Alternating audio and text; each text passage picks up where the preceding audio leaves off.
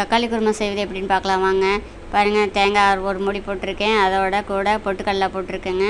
பாருங்கள், பட்டை, கிராம்பு, சோம்பு, மிளகு போட்டிருக்கேன். போட்டு தண்ணி ஊற்றி மிக்சியில் அரைச்சிக்கிறேன்.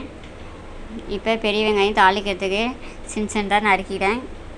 நறுக்கினோடனே ஒரு 8 தக்காளி 8 தக்காளி நறுக்கிக்கிட்டேன். இப்போ தாளிக்கலாம் வாங்க. நான் பாருங்கள், எண்ணெய் ஊற்றிக்கிட்டேன். எண்ணெய் ஊற்றி கடுகு போட்டிருக்கேன். கடுகு போட்டோடனே பெரிய வெங்காயம் நறுக்கி வச்சுருக்கிறத போட்டுக்கிறேன்.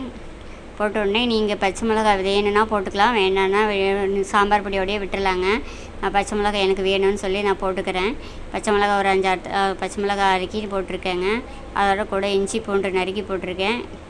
போட்டோடனே பாருங்கள், தக்காளி நறுக்கி அரிஞ்சு வச்சதை போட்டிருக்கேன். தக்காளியை நல்லா வணங்கிறதுக்காக நான் உப்பு போட்டுக்கிறேன்.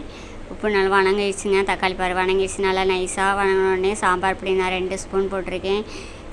கறி மசாலா 2 ஸ்பூன் போட்டிருக்கேன். எல்லாம் வணங்கினோடனே நான் கடைக்காக நான் செய்கிறேங்க. அதனால் நான் உங்களுக்கு சாம்பார் பொடி நான் அதிகமாக போட்டிருக்கேன். சிக்கன் மசாலா இப்போ கொஞ்சம் போடுறேங்க. சிக்கன் மசாலா போட்டோடனே நம்ம சாந்தை எடுத்து ஊற்றிக்கலாம். அரைச்சி வச்சுருக்கிற சாந்தை எடுத்து ஊற்றிக்குவோம். அப்படியே நம்ம சேனலை புதுசாக பார்க்குறீங்க, சப்ஸ்கிரைப் பண்ணிக்கோங்க. கூட லைக் பட்டனையும் அழுத்திக்கோங்க. இந்த குருமா நம்ம இட்லி, தோசைக்கு நல்லா டேஸ்ட்டாக இருக்குங்க. ஈஸியான வேலைங்க. நீங்கள் செஞ்சு பார்த்துட்டு எனக்கு எப்படி இருக்குன்னு சொல்லுங்கள். கண்டிப்பாக இந்த குழம்பு டேஸ்ட்டாக இருக்குங்க. நான் கூட இப்போ உப்பு ஆட் பண்ணுறேங்க. உப்பு கொஞ்சம் நல்லா தேவையான அளவு உப்பு போட்டுக்குங்க. இது நல்லாயிருக்கும், டேஸ்ட்டாகவும் இருக்குது.